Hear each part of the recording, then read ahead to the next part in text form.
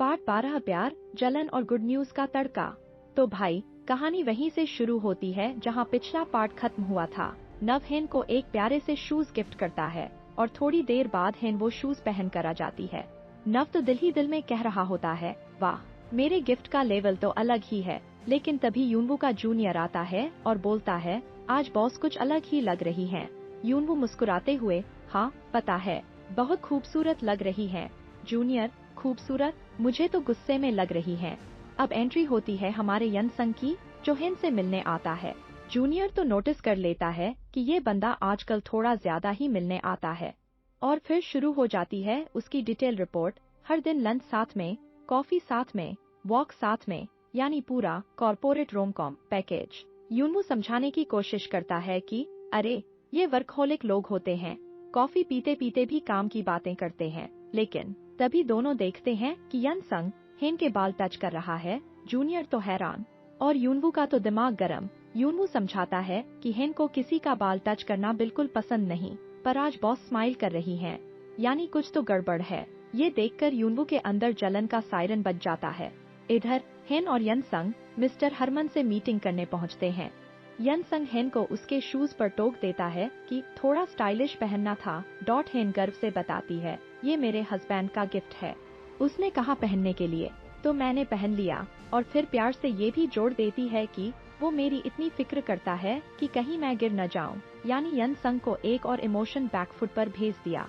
Meeting में यनसंग mister Harman के ऐसे सीक्रेट्स खोल देता है कि उन्हें हेन का डिजाइन अप्रूव करना ही पड़ता है।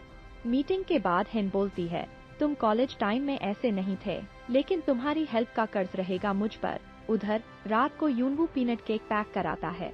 यांग पूछता है, घर ले जा रहे हो हेन के लिए ना? यूनवू इनकार करता है, लेकिन यांग को तो पहले से ही शक है कि भाई, तू आज भी उसी से प्यार करता है। तभी हेन का मैसेज आता है, जल्दी घर आओ, गुड न्यूज है। यांग मजाक उड़ाता है कि कहीं ये गुड न्यूज में उसने लिख न दिया हो कि अब से मेरा सब कुछ तुम्हारा। यूनवू हंस देता है, लेकिन दिल में थोड़ी उम्मीद भी। घर पहुंचकर यूनवू पैनकेक देते हुए कहता है, जल्दी आ गया ताकि ठंडे न हो जाएं। हेन खुश होकर पूछती है, गुड न्यूज जाननी है? वो एक कवर देती है और कवर में होता है यूरोप के एक टॉप मेडिकल रिसर्च सेंटर की रिपोर्ट। हेन चमकते चेहरे से बताती है, वो लोग मुझे ठीक कर सकते हैं और चांसेस 51% हैं। यूनवू तो हैरान और हेन कहती है, मैंने कहा था ना, मैं हार नहीं मानूंगी, क्योंकि गॉड मेरे साथ है और तुम भी। अब जैसे ही हेन ने खुश होकर बताया कि उसके ठीक होने के चांसेस 51% हैं, हिनू के चेहरे से तो मानो सारी खुशी उड़ गई। वो चुपचाप पास के ग्राउंड में जाता है और अपनी किस्मत पर चिल्लाने लगता है, ये क्या कर दिया ऊपर वाले, अब तो मुझे उसी फैमिली में रहना पड़ेगा जिनका टॉर्चर मैं पिछले 3 से 4 साल से झेल रहा हूँ। अपने कमरे में आकर हिनू का गुस्सा सीधे उस 51% पर फूटता है। वो सोचने लगता है कि पिछले सालों में उसने क्या क्या सहा।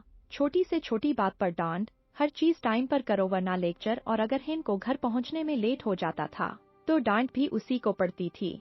फैमिली के हर लीगल लफड़े संभालो, दिन रात काम करो, और ऊपर से साल में 15 बार मेमोरियल सर्विस किचन ड्यूटी। इस सब ने हिनू की हालत खराब कर दी थी। एंजाइटी, नींद न आना, ढेर सारी दवाइयाँ, और रोने के लिए भी एक प्राइवेट जगह नहीं, इसलिए बेचारा कार वॉश में बैठकर आंसू बहाता था। अब हिनू मन ही मन सोचता है, मैं अगले 50 साल ऐसी जिंदगी नहीं जी सकता। डिवोर्स का जो प्लान बनाया था वही करना पड़ेगा। लेकिन फिर उसका दिमाग एक डरावना सीन इमेजिन करता है। वो हेन के ठीक होने के बाद डिवोर्स पेपर लेकर उसके पास जाता है। हेन पेपर देखते ही कहती, तो तुमने मुझे धोखा देने का डिसाइड किया और फिर गन निकाल कर शूट। ये सोचकर ही हिनू के पसीने छूट जाते हैं।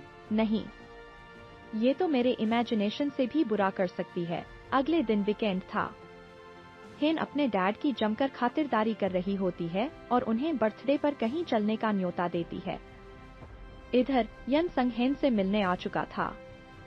यूनवू उसे देखकर तो वैसे ही चिढ़ जाता है और पास बैठ जाता है। पूछता है, वीकेंड पर हमारे घर में कैसे? हेन बताती है कि हर्षना ग्रुप के साथ नेगोशिएशन चल रही है, तो उसी पर डिस्कशन हो रहा है। यूनवू तुरंत बोलता है, तो मुझे भी ज्वाइन करना चाहिए, आखिर मैं क्विंस ग्रुप का लीगल हेड हूँ। यनसंग मुस्कुराकर कहता है, लीगल टीम बाद में आती है, पहले सीईओ डील फाइनल करते हैं। हेन कहती है, क्या हम तुम्हें डिस्टर्ब कर रहे हैं? तो हम कहीं और चले जाते हैं। यन संग, क्यों न मेरी होटल चलते हैं। यूनवू तुरंत बीच में कूद पड़ता है। नहीं नहीं, यहीं बैठो, आराम से डिस्कस करो। यानी यूनवू का जलन वार्निंग लेवल बढ़ चुका था। हिन यन संग से पूछती है, कॉफी लोगे? यन संग, हाँ। हिन जाते जाते यूनवू से कहती है, तुम तो खाली पेट कॉफी नहीं पीते। यूनवू थोड़े एम्बेरेस्ड होकर कहता है, मैं कोई छोटा बच्चा नहीं हूँ जो तुम इतनी फिक्र करती हो। लेकिन फिर हंसते हुए जोड़ता है, पर हाँ, कॉफी पीना मेरे लिए जहर पीने जैसा ही है, और ये मुझे पीने ही नहीं देती। ये सुनकर यन संग भी मुस्कुरा देता है और यूनवू का अंदर का कंपटीशन मोड फिर से ऑन हो जाता है। जहाँ हिन कॉफी लेकर आ रही थी, रुककर कहता है, तुम्हें याद है, तुम्हें कोई तुम्हारे बाल टच करे तो बिल्कुल पसंद नहीं था। हिन चौंक कर, मतलब हिनू, लास्ट टाइम मैंने टच किया था तो तुमने कितना गुस्सा किया था, कहा था कि मैं हेयर स्टाइल बिगाड़ रहा हूँ। तो कल यन संग ने किया तो गुस्सा क्यों नहीं किया? हिन कुछ कहने ही वाली थी, लेकिन हिनू झट से बोल देता है, मैं बस चाहता हूँ कि तुम सबके साथ बराबरी से रहो। अगर कोई टच करे तो सबको डांटो। हिन चुपचाप कॉफी उठाती है, बिना कुछ कहे चली जाती है, लेकिन जाते जाते स्माइल कर देती है, क्योंकि उसे समझ आ चुका था, ये जलन है, जनाब। इधर हिनू खिड़की से बाहर टहल रहा था और बाहर से दोनों को हंसते हुए बातें करते देखता है। वो मन ही मन, क्या बात हो रही होगी जो इतना हंस रहे हैं? पहली बार किसी की हंसी मुझे इतनी अननोइंग लगी है। तभी यन संग उसे देख लेता है और रिमोट से कर्टन्स बंद कर देता है। हिनू गुस्से में बड़बड़ाता है, तुझे लगता है मैं तुझ पर नजर नहीं रख पाऊंगा? मैं रास्ता निकाल लूंगा। मेरी नजरें हमेशा तुझ पर रहेंगी। अंदर हिन और यन संग बैठकर बातें कर रहे थे। हिनू ने ठान लिया, अब तो अंदर जाकर ही रहूंगा। तो वो पहले से बहाना सोच लेता है, मैं कहूंगा कि बाहर से गुजर रहा था, हनी सुनाई दिया तो लगा मुझे बुलाया। जैसे ही अंदर जाता है, हिन कह देती है, मैंने तो नहीं बुलाया। हिनू फटाफट बहाना बनाता है, अच्छा, शायद गलत सुना होगा।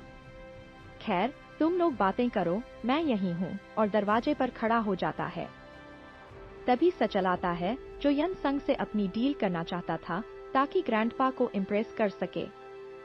हिन चाहती है कि सचल बाहर जाए, लेकिन वो मना लेता है और हिनू को बाहर तक छोड़ आता है।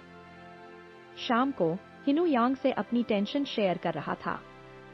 यांग कहता है, देख, यन संग तेरे लिए नई उम्मीद है। न के सर्वाइवल चांसेस 51% हैं। तुझे खुश होना चाहिए। सोच, अगर यन संग और न एक दूसरे से प्यार कर लें, तो वो तुझे डिवोर्स दे देगी। तेरे हाथ में एलिमनी के पैसे और इस फैमिली से आजादी दोनों आ जाएगी।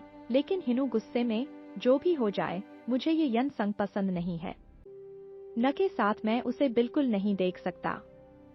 वो मेरे हिसाब से अच्छा इंसान नहीं है। यांग तो समझ चुका था, भाई, तू आज भी न को पसंद करता है। और इसी पर पार्ट 12 का पर्दा गिरता है।